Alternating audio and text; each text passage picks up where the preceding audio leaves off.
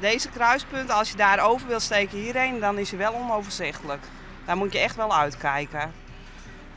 Dus ja. Dus je herkent het een beetje? Ja, ik herken het wel wat.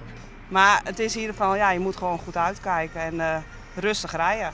Op de kruising van de Nassaulaan en de Prinsenweg op het Jereveen binnen de laatste 3 jaar 6 ongelukken bad. En het is daarmee de gevaarlijkste kruising van uw provincie.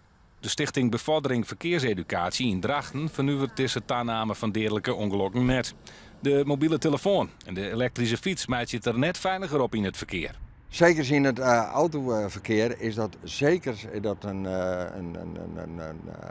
bepaalde actie dat men ik werd dat door aanleid worden. Er komen appjes komen er binnen en ja, de mens is nieuwsgierig en die wil toch even weten wat er aan de hand is. En de elektrische fiets? Wij binnen de Stichting Bevordering Verkeerseducatie ben wij lessen aan Jan met de e-bikes.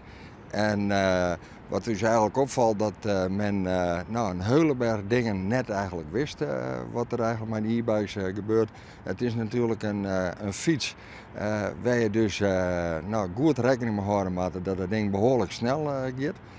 Hij loopt ik behoorlijk snel op. De meesten die schakelen ik meer in de hoge versnelling en daardoor ben je nog maar krijgt een eindje van het hiermaar en dan is ze al ondersteboven met het spul. Met andere woorden, het leidt vooral onder het gedrag van de verkeersdeelnemers.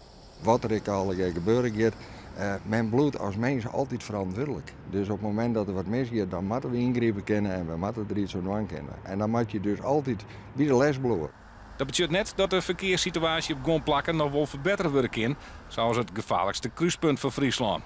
De gemeente erkent het probleem en is van doel om dit gebied veiliger te maken. Van tevoren een lietse rotonde erin, dan is het oplost. Dat is hetzelfde verhaal als je hier rijdt, dat is ook altijd een probleem.